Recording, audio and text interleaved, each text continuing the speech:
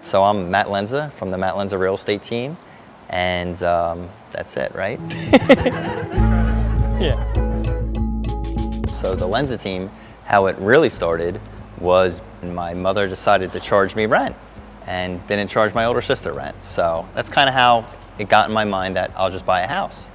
Had roommates from day one helping me pay my mortgage. My grand scheme back in the day was try to duplicate the process and buy another place and have somebody live in it and basically manage it and then have more roommates. I then went into buying other houses, duplexes and condos, and renting them out. Back then, after the crash in 2007 and 2008, unfortunately, realtors didn't really want to work for cheap deals. I know that now being a realtor, but back then a $40,000 house, when you see what they actually get paid, it's not worth their time. So when I wanted to see something on a Tuesday, for instance, as soon as it hit the market, I couldn't go see it with them until Saturday. So I missed out on quite a few deals that way and had the great idea of, well, it can't be that hard. Why shouldn't I just become my own realtor? And that's what I did. Never had the intentions of, representing clients. I really just wanted to gain access to the available properties, mostly investment properties, as soon as they were available. Did all my online classes in between things. I was going to my MBA program at the time at Villanova, knocked it out, became a realtor. Then I started helping out friends and family. If you do a good job in anything, you get referrals. It started to grow slowly, and I did no advertising. It was simply 100% referrals. Then it started being significant. So in 2014, I left Boeing.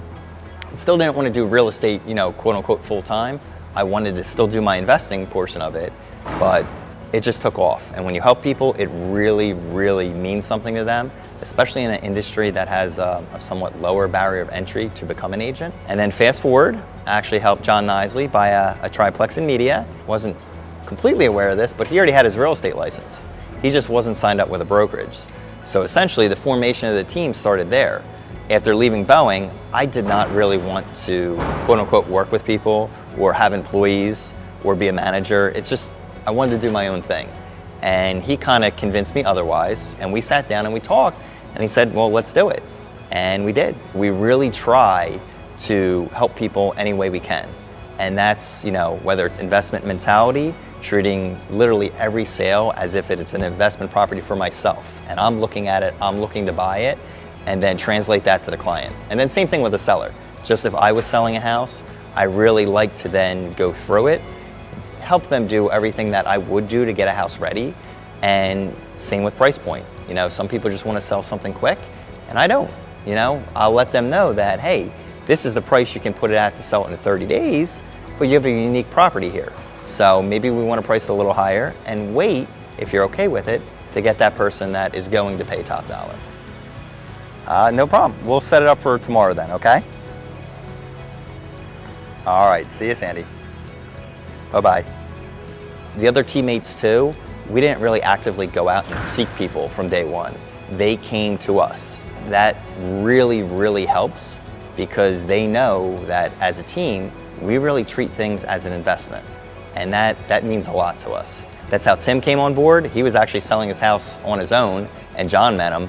And Rob on the team, we go back to probably kindergarten. I actually grew up in Prospect Park.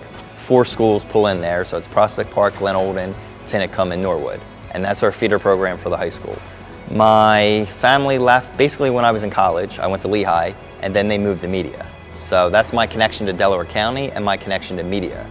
It's a great place. And then obviously a connection to it now, since I work here, but also John, when he came on the team, he bought in media. But really what makes the team special is how we treat our clients. There's nothing fancy about it, but we really always look at it from their viewpoint. And especially when it comes to selling a house, there's a lot of things that can and do go wrong. So that initial consultation when we sit down with them, that's important to kind of walk through and level set. Because another realtor may say, oh yeah, I just want the listing. Yeah, sure, we can sell your house for $400,000. I mean, every single listing appointment I go on, I bring out the computer, we're looking at live data. There's nothing pre-printed where I can, manipulate the numbers or make things look better than they are or worse than they are. I let them see. And then I bring them right down to the most important line too, what it sold for and if there was any concessions. And that's it. If a house sold for 400 and they gave 20 grand in seller's assist, the house sold for 380. So if my clients have a very similar house and they have 400 or 410 in their mind, I try to level set with them from day one to set expectations so they know that 380 is probably more reasonable. We really do try to leverage technology to the best of our ability. We own Matterport and have now going on for 3 years. It's a camera that actually scans a room and makes a 3D model of it. That's cool even for clients that are out of town for some of our properties, because they can not only look at some of the videos we post, but they can go in and it's basically a virtual tour. They can point and click and move all around the house. We were one of the first people to get a drone and actually use it not just for our business per se to do shots, but you know, hey, we want to inspect a roof. I'm not climbing up there. It's January and it's not really the best conditions. Fly a drone up.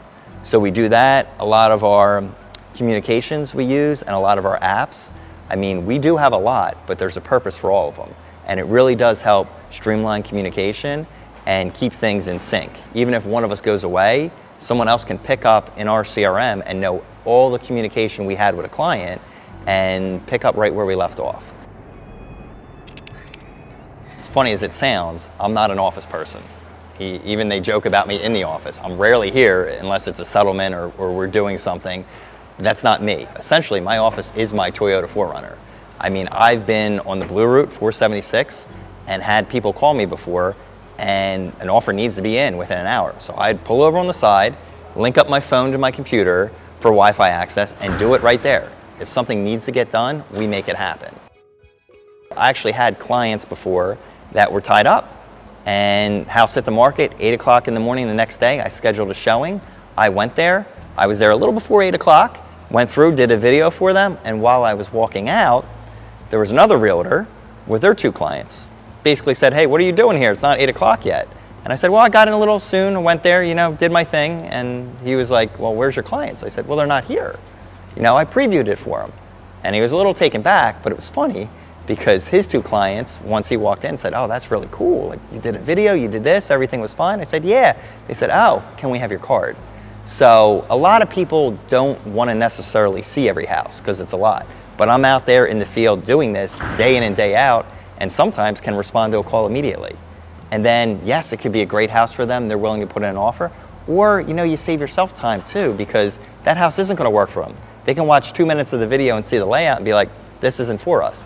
But they appreciate that responsiveness, and they truly appreciate someone that does things a little differently and a little more new age and utilizes technology. And hey, if I'm doing something and I'm away from my phone for 20 minutes and I get back to it, I actually feel a little bad because then I got to take care of all the messages that came in. Now we have someone in the office that helps us do that, but again, it's the core of our team, urgency and making the client a priority, and for us, being proactive. As a real estate agent, I'm actually somewhat unique because I was an engineer before. So I really do utilize that experience with what I do now. So I was at Boeing for 7 years as an engineer, and that whole time I was investing in houses. So that is what actually enabled me to leave Boeing when I had enough investment properties where, you know, from the rental stream coming in, it completely offset my salary there.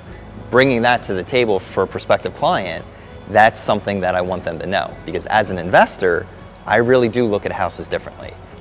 When I go and check houses out, I don't just look at them and say, hey, they're nice. In fact, I look at the bad things. I'll look at the mechanicals, I'll look at the roof, I'll see if there's anything that can or should be changed with the layout to optimize it, you know, open concept. If a wall has to come out, I'm already going through there and doing that initial evaluation. So that's something I bring to the clients that's pretty unique.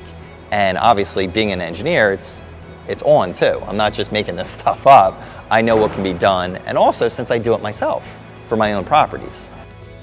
I have 3 kids, a boy and 2 girls. Antonio's 6. We got Bella at 4 right now, and Eva at 2. If anyone ever talks to me and they hear kids in the background, that's usually one of the 3, and really do like to travel. So as the kids get older, I really want to do more and more of that. I did a lot of it before the kids were here, obviously easier to travel, but I really want them to have that aspect where they, you know, don't just see things in this little microcosm of where we live. They get a true worldly perspective of things. So that's kind of who I am. I mean, it really does come down to real estate investing. When you really do that, it's a part of who you are, so that'll never go away. But that's basically what I like.